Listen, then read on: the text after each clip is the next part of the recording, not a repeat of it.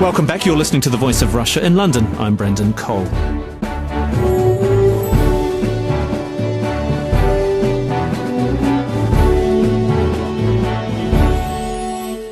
Well, while the nation's attention was focused on the medal-winning exploits of the British Olympic team, the Deputy Prime Minister Nick Clegg dropped something of a bombshell. The Liberal Democrat leader said he would end his party's support for the electoral boundary changes pledged when he agreed to form a coalition government with the Conservative Party back in 2010. This was seen as a tough response to Prime Minister David Cameron's failure to persuade his party to back Lord's reform. In fact, an ICM poll showed that only one voter in 6, or 16%, believes the coalition will survive until the 2015 election. Last week it was reported that David Cameron held a clear the air dinner in Downing Street with Nick Clegg to patch up the coalition feud. But is it a feud? What is the future of the coalition government for the UK? Have the Liberal Democrats paid too high a price to be in government? And will the coalition survive until the next election? Well, to discuss this, I'm joined by Stephen Tall. He's co-editor of the Liberal Democrat Voice. Sebastian Payne, who's the online editor of The Spectator. Patrick Hayes, political journalist for the website Spiked. And on the phone, the political journalist Andrew Jimson, who's also a biographer of Boris Johnson. I'll start with you, Stephen Tall. When Nick Clegg made the statement that the Lib Dems would end the party's support for boundary changes, he didn't look very happy, did he? How significant a moment is this for the coalition? Yeah, interestingly, when you Google Nick Clegg's name, Nick Clegg sad is one of the autocomplete functions that Google supplies. And I think that kind of lived up to billing when he was making that announcement. I think from Nick Clegg's point of view, political reform is close to his heart, it's close to Liberal Democrat members' hearts. And having had the failure of the alternative vote referendum last year, to then get the kibosh from the coalition over House of Lords reform means that when it comes to the political reform agenda, Nick Clegg's got thin pickings to pick up himself and to be able to show to the party. So I think that's why you saw him looking sad and miserable when he was making the announcement. In terms of the wider implication for the coalition, I think it's one of those storms that we will get over. 6-7 months ago, we were fresh from the David Cameron's veto of the European Union agreement in December, and the coalition then was rocked, and there were the same kind of questions being asked: will it survive? Will it survive? I think it will. Both parties are in it now so deep that there's no way they can extract themselves apart from through letting the economy grow. That's not happening at the moment. So there's kind of a pact of mutually assured destruction going on at the moment that neither party can afford to go to the electorate 2.5 years into a government that is not delivering economic growth. Sebastian Payne, online editor of The Spectator. Well, Nick Clegg may have a sad demeanour, but David Cameron can't be too happy about it, because this is the very thing, boundary reform was the very thing that would improve the Conservative Party's chances in the next election. And if the kibosh is put on that, that raises questions over whether or not this coalition is worth it for him. Sure, boundary reforms may seem to be off the agenda, but it is something they may come back to, as was reported this week, that David Cameron may be up for doing a deal with Nick Clegg on state funding of political parties. Now, that's going to be very unpopular with his party, but it does mean that we are certainly in the era of tit-for-tat politics now. And I do agree with Stephen that we are now in the point where if they go to the electorate now, it's mutually assured destruction. Then an early general election will not do any parties any favours. The Lib Dems have gone from the 20s to 8-9%. The Tories are 10% behind Labour. The coalition breaking up now, it's not going to be good for either side. But there's a lot more unrest. We're halfway through, and the easy stuff is out the way. How do they tackle the next 2 years of keeping it together when there's no growth and a widening gap on policy? Patrick Hayes from the website Spiked, just staying with boundary reform. Without it, the Conservative Party would need an increase in support of something like more than 3%, I think the figure is, which is roughly the difference in the boost in support they had between 2005 and 2010. What do you make of commentators such as the Tory commentator Tim Montgomery, who said what Nick Clegg said was almost as significant a day as Black Wednesday for the Conservative Party? Well, I think it could well come back on the table at some point. But I think the key thing about boundary reform, which I find striking in this debate, is that the Tories are effectively looking for a technocratic fix to try and do better in the next election. So rather than coming up with a vision for society to inspire the public, they're trying to find ways of shifting around the boundaries so they can get more seats compared to the other political parties. And I think the thing that's very striking about the Lords reform as well is just how estranged from the public this debate actually is. So only 7% of the UK public think that Lords reform is any kind of pressing concern at the moment. 75% of Liberal Democrat supporters, according to an Ipsos Mori poll a couple of weeks ago, said that they think there are more important things to worry about at the moment than Lords reform. This is a very insular kind of petty squabble between the political elites, which is completely, and I think increasingly, estranged from the public as a whole. Andrew Jimson, I'll turn to you. How is this playing out in the country, do you think? Is this something that this is a bit Westminster Villagey, or are people actually really exercised by this? I think people out in the country feel that, which happens to be where I am myself at this very moment, feel that Cameron and the government generally are extremely out of touch. They don't understand how frightened people are about the economy, how worried they are about getting into debt. Patrick is quite right. The House of Lords reform is an utterly ridiculous thing to get hung up on, especially as, in fact, I mean, all this constitutional stuff, you claim you're doing it for very high-minded reasons, but in fact, you're trying to fix the system so that it's more favourable to you. I think it's a thoroughly loveless marriage that they're locked in, and that their own sort of supporters on both sides are getting more and more fed up with it. On the other hand, I agree with the previous speakers. They don't have anywhere else at the moment to go. Stephen Tall, was he more upset by the ending of Lord's Reform Bill, or was he more upset about boundary changes? What was more serious for him? I think probably for Nick Clegg, the relationship with David Cameron is pretty key to how the government functions as a whole. And you saw the start of the coalition troubles over the alternative vote referendum when the Conservatives unleashed the dogs of war on Nick Clegg and made it a very personal attack campaign against him and the concept of coalition government. So I think you started to see cracks set in then. And I guess with House of Lords reform, there was more of a sense of disappointment perhaps than there was over alternative referendum, where it was quite painful. I think with House of Lords reform, you've seen a sense of disappointment that David Cameron couldn't deliver his party over an issue that was in the Conservative manifesto and which was written into the coalition agreement. So I think there was that sense of, well, if we can't agree on something that's already written down and that's within the spirit of the coalition, what's going to happen for the unpredictable 3 years to come? How are we going to resolve those issues? And I think that's where you start to see the public scepticism about coalition, how well it can function, set in. And that's worrying, I think, for the Lib Dems, because from our point of view as a third party, coalition government is the way in which we can influence government. If we are always on the outside, and if people view coalition as weak and unable to deliver, then that's not good for our political fortunes. And it's not good for our kind of concept of how politics should work. You're listening to The Voice of Russia. We're discussing the future of the UK's coalition with Stephen Tall, Sebastian Payne, Patrick Hayes and Andrew Jimson. Sebastian Payne from The Spectator. We've discussed how there was no appetite in the country for Lords reform, especially considering, the idea of peers being elected for 15 years. That's a strange democratic mandate. So it's not that much of a blow for the Liberal Democrats in the long run, is it, if they were never going to win this and they can concentrate on other things? Constitutional reform has always been a big thing for the Liberal Democrats, and it's interesting that Stephen was saying it was in the coalition agreement, and I think in the agreement it was a promise to look at it, not a promise to sort of actually reform the House of Lords, and they did look at it, and the way this was done to try and push something through Parliament in 2 days of debate was absolutely ludicrous. It is a blow for the Liberal Democrats because they've got to go, Nick Clegg's got to go to his party very soon and say, we've been in government, this is what we've done. If they don't get growth, the question is, what have the Lib Dems gained? Patrick Hayes, what do you think the Lib Dems have gained from being in coalition? Lords reform was the one legacy they could have left their mark, and they can't do that now. Well, I mean, yes, that's true, but I mean, it was in the Tory party manifesto. So to suggest that it was actually a big Lib Dem idea that wasn't actually being proposed by other political parties, I think actually speaks to the fact that the Lib Dems actually probably aren't too sure themselves at the moment what differentiates themselves from the Tories. Jeremy Hunt said the other day, and after this clearly aired dinner that Nick Clegg had with David Cameron, Danny Alexander and George Osborne, they said they're going to, now focus upon the economy. They're going to make sure that they, push these austerity measures through. And Jeremy Hunt's comment was, on the economy, which is the issue that matters, there isn't a cigarette paper between us, he said.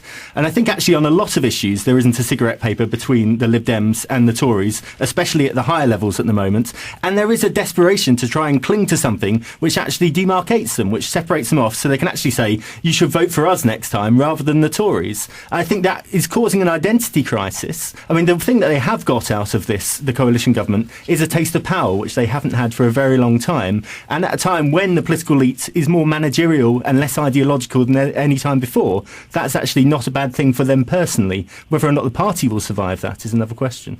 Andrew Jimson, with all this talk of Lords reform and boundary changes, does it feel like politicians are discussing their own self-interest ahead of the interest of the economy and the country? Politicians certainly are thinking about their own self-interest, and that is Cameron's basic problem with his own party.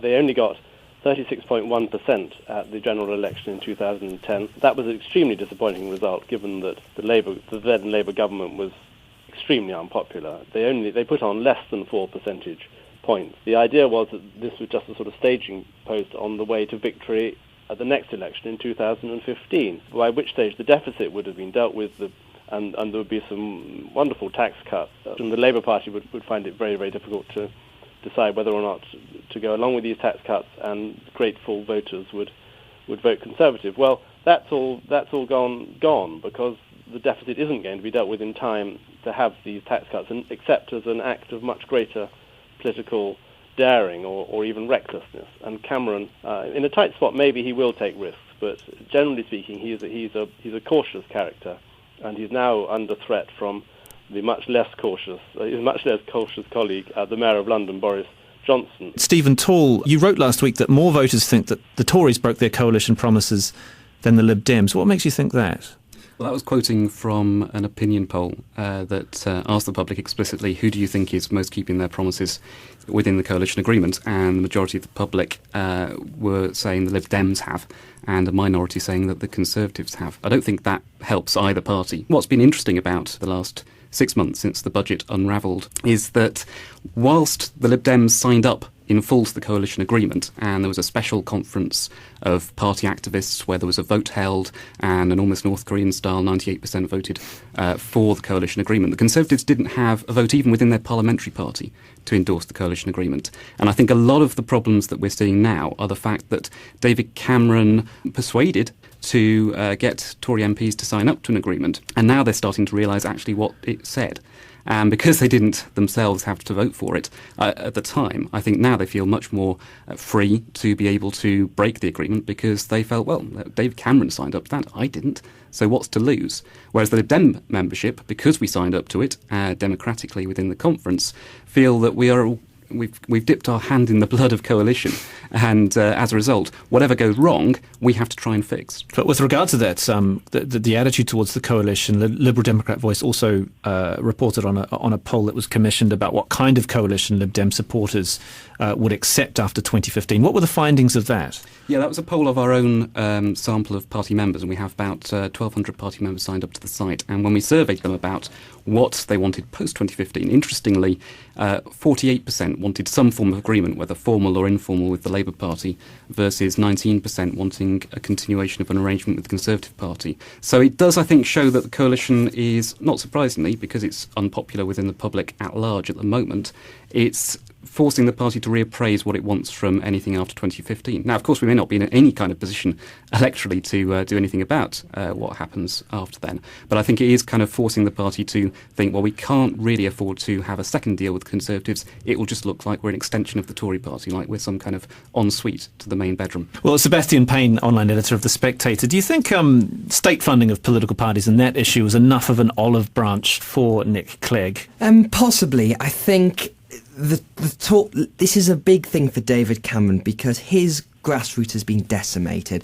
The party, as well as the Lib Dems having a drop in party membership, the Tories have seen the same as well. And state funding of political parties would make David Cameron less reliant on those troublesome grassroots that have never really done him any favours, and he's never particularly liked them. So he might be quite open to the idea, but his party would have serious problems with it, because as the party, they had the largest amount of donations in the last quarter. They suffered the most from it, and it's also going to help the Lib Dems become stronger in a way that Lords and AV might have done. At the minute, I can't see why the Tories would be too willing to do that. One thing I did want to say before about that, Patrick was saying about the difference of economic policy. Today, we've seen the first sign of this changing now, which the Lib Dems are starting to speak out, as reported in the Financial Times, against the economic policy that the government's going with. If that changes, that really does signify a difference in the coalition. Well, referring to the speaking out, I mean, Danny Alexander, it's been reported in the Financial Times that he may speak out again at the party conference next month, criticising the Tories for blocking green policies, making changes to employment law. Can we see this kind of rhetoric ramping up in the next few months? Well, you do think, well, about time, really, because I mean, if you're going to fall out about anything in the coalition, why not fall out about the issues that the electorate care about, and and actually which really matters to the country, which is the future of the economy at the moment. So it's good that there is at least signs that some kind of debate is taking place. And Boris Johnson is stirring this up as well, with great calls for kind of more infrastructure. He really kind of came out yesterday and criticised Cameron's kind of pussyfooting around on the issue of investment. You know, the fact that there does seem to be an emergence of this kind of debate is quite positive. I think when it comes to, you know, state funding of political parties, I think anything that will allow this kind of political elite to remain less dependent upon the grassroots, less feeling the urge to go out and talk to people and campaign and get a sense about what people are saying on the ground, tends to appeal. So, I mean, I can see some kind of agreement being forged around that. Andrew Jimson, you've written a biography on Boris Johnson, and it's just been referred to what his comments yesterday about pussyfooting around on the economy. It seems, by all accounts, that Johnson has had a fantastic Olympics. He's had cheering crowds following him. He's had a more triumphant Olympics than Usain Bolt, it seems. I mean, is this a statement of intent from him yesterday? And is this what can we read into that in terms of the future of the Conservative Party? Certainly, Boris can't see a popularity contest without being determined to enter it and win it. He entered the Olympic popularity contest and came out with gold. And now he's using that, and he's accusing Cameron of succumbing to institutional inertia. That is a very dangerous accusation for Cameron to deal with, because Cameron is basically the voice of the British establishment. He will always do what the establishment, including the senior civil service, thinks is prudent. He's not the man for the seemingly reckless, or what seems to many senior civil servants like the reckless idea of building an airport in the estuary. You don't know how you're going to afford it. Yeah, but he can make these kinds of statements, can't he? He can make these kinds of statements, and they make great copy, but he doesn't have any of the responsibilities surrounding that. So, I mean, is this undermining David Cameron's position at the top? It's incredibly annoying, but Boris has just won an election, and the reason he won the second time was every month since 2008, he has in some way criticised David Cameron. So he was completely armoured against any accusation that he was just a mere stooge of the National Conservative government, and indeed that he was just using London as a kind of guinea pig to try out Conservative policies. By attacking Cameron so frequently and on such a wide variety of things, he's almost, in a funny sort of way, we haven't in this discussion so far mentioned the Labour Party, but he's almost overshadowed the Labour leader, Ed Miliband, by being the true opposition to Cameron. Boris would not have won that election at the beginning of May in London if he hadn't got some Labour voters to vote for him, which is something that Cameron has never yet managed. Well, we've raised the idea of the Labour Party. Let's talk about it a bit more. A YouGov poll, Stephen Tall puts the Labour Party in front by quite a way. Now, that's natural in a midterm. But it seems that Labour is the party of choice on the NHS, education, taxation. Does this mean that we can see potentially his party going to glory in 2015, and maybe the Corby by-election after Louise Mensch resigned her seat would be the first step towards that? When you ask that question, the one that forms in my mind is, what is Milibandism? And if anyone can come up with an answer to that, including Ed Miliband, then I'd be delighted to hear it. I think what you're seeing at the moment is, as you were suggesting, a kind of natural pendulum swing against the government. And if you look at the polls at the moment, the coalition parties, Conservative and Liberal Democrats between them, are polling roughly the same as the Labour Party. So we're certainly not seeing anything like the kinds of lead that would enable Ed Miliband or his party to think we're definitely in next time. The Labour Party is a blank piece of paper which everyone is projecting onto what they want. And so you have people on the left of the party, you have the kind of blue Labour on the right of the party, all saying, OK, well, let's bide our time, and we think Ed Miliband might come in our direction. No one knows at the moment. And so I think when it comes to an election, people make a definite choice. I think midway through, no one yet has to make a choice. There's not that same accountability. And it's the same thing with Boris Johnson as well, as you were suggesting. It's very easy to make statements of opposition. It's very easy to make statements that you have no responsibility for implementing. When it comes to election day, people make a choice with that simple cross on the ballot paper. And at the moment, I don't see enough of a momentum behind Labour to suggest that they're actually going to win a clear majority.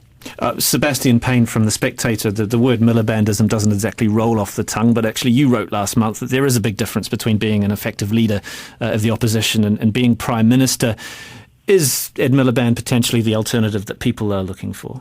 The thing is, Ed is 10 points ahead in the polls now, but the question that has yet to be answered is he ahead because he's Ed Miliband, or is he ahead because he's not David Cameron? And so far, polling suggests it's because he's not David Cameron.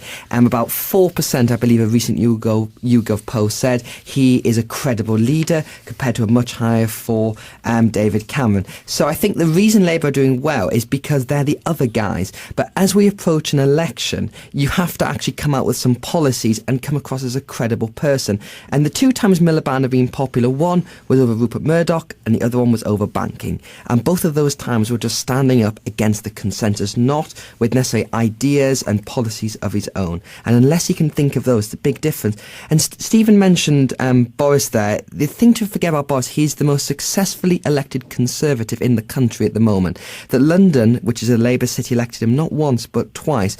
Ed Miliband, if he wins Corby, this will be his first by-election gain. So if he wins this will set the tone for 2013. If he loses this, then it's going to set the tone as that he can't even win a by-election. You're listening to The Voice of Russia in London. I'm Brendan Cole. We're discussing the future of the UK's coalition. With me is Stephen Tald, co-editor of Liberal Democrat Voice, Sebastian Payne, online editor of The Spectator, Patrick Hayes, political commentator of the website Spiked, and Andrew Jimson, political journalist and biographer of the Mayor of London, Boris Johnson.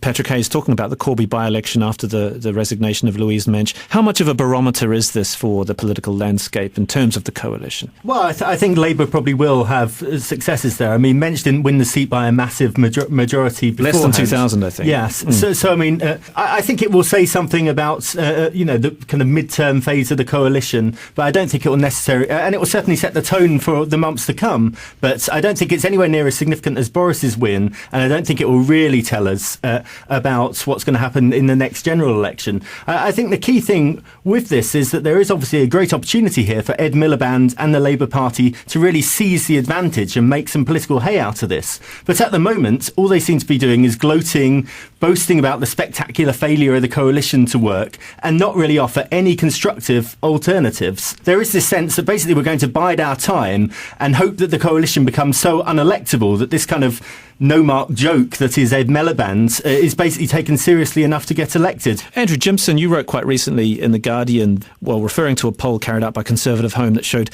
60% of the party's activists favoured an electoral pact with UKIP, a party that you described as kith and kin with the Conservatives. That's quite a controversial statement. That suggests some kind of identity crisis among the Tories, doesn't it? It does. And actually the new intake of Tory MPs are an interesting example of that. A lot of them were inspired by Margaret Thatcher. So the Tory backbenchers have, in a funny way, become more Thatcherite. Cameron evidently isn't a Thatcherite. He's a liberal conservative. And in Europe, although sometimes in order to sort of maintain some kind of contact with his own followers, he does things like withdrawing from the European People's Party or vetoing something at a European summit. He doesn't do that very often, and he is being extremely cautious during the whole Euro thing. He said that if they want to go for fiscal union, the members of the Euro, then they should jolly well get on and do it. Boris Johnson has said that that's like urging a car that's heading for a brick wall, urging the driver to put the foot on the accelerator instead of on the brake.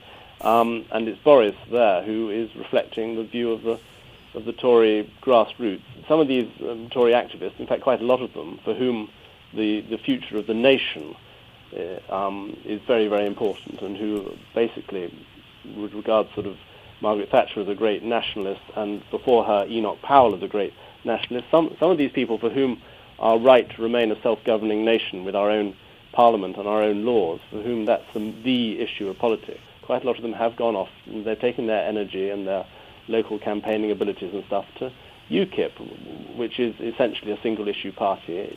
Indeed, Stephen Tall does suggest what Andrew Jimson's saying there, is that when the coalition was done, that Rose Garden moment, it was never going to last. I'm sure it will last, barring any kind of ridiculous catastrophe. It was interesting hearing the conversation there about UKIP and Conservative Party, because one of the Conservatives' great fears is that in areas where there is an embedded Euroscepticism, such as the southwest of England, that UKIP could potentially cost the Conservative seats at the next general election by splitting the the right of centre vote. Of course, there's an easy answer to that, which was the alternative vote, which the Conservatives campaigned against when it was put to a referendum. If we had the alternative vote, actually, then the Conservatives would be not minding UKIP's rise at all. In fact, it could help them. It's one of the bizarre things, actually, that there is probably a small C Conservative majority in the country, which is there for Conservatives to exploit, but they would actually rather just have fairly tribal Tory victory than campaign for Conservative causes. I think ultimately the challenge for the Liberal Democrats coming up to the next election is to A, show that we can be an effective influence on government, and I'm not sure we've done enough of that yet. We've done some, but not enough. And B, to make sure that people see coalition as a viable way in which government can be run. Sebastian Payne, coalition politics worked in Scotland perfectly well for 8 years until 2007. Do you think that this will last until 2015 and beyond? I think we're already beginning to see signs that the Tories certainly aren't happy with this, and now we're seeing more signs the Lib Dems aren't happy. And as I said, we're just reaching that halfway point. We've got huge welfare reforms to go next year. There's a lot of time before we reach 2015. And I would be quite surprised. You know, a lot of Tories are talking, if not if it'll make it, then but when the breakup is going to be. And I think the country has seen what has coalition politics done. It was set up to give us growth and to bring on the economy, you know, tackle the structural deficit.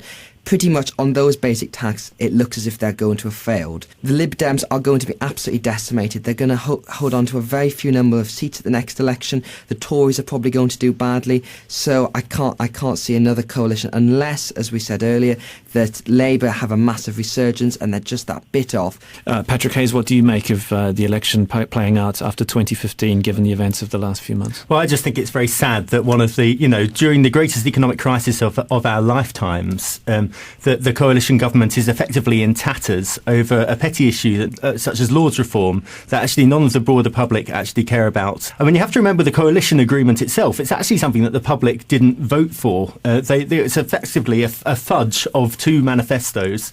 And one of the first things the coalition did when it got into power was to insist upon the election being kind of institutionalised into 2015, so into 5-year cycles, effectively to mean that they didn't have to face the electorate for the longest period of time. And I think that will continue. They will not want to face the electorate at the moment. They'll want to muddle through and effectively cling together, you know, for survival for as long as they possibly can. Andrew Jimson, what do you think of the future of the coalition between now and 2015? Well, part of the charm of politics is its unexpectedness, and that's also part of the Westminster political tradition, where, in theory, you could have a general election at any time if the government of the day becomes so unpopular that it loses its majority in the House of Commons.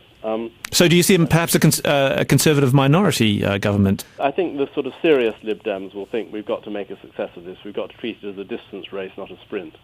But there are some unserious Lib Dems who haven't got sort of interesting jobs in government and who are just going to get so cross with it and so despairing that they may want to try this different tack of picking fights with the Tories rather than showing what good constructive work the coalition can do. I think Cameron's problem is that he has destroyed or it looks, I mean, unless something very surprising changes, it looks as though he's inflicted terrible damage on the Lib Dems, but the main beneficiaries of this achievement may be Labour. But I'd just like to finish by thanking all my guests. Stephen Tall, co-editor of Liberal Democrat Voice, Sebastian Payne, online editor of The Spectator, Patrick Hayes, political commentator for the website Spiked, and Andrew Jimson, a political journalist. Thank you for joining me here on The Voice of Russia.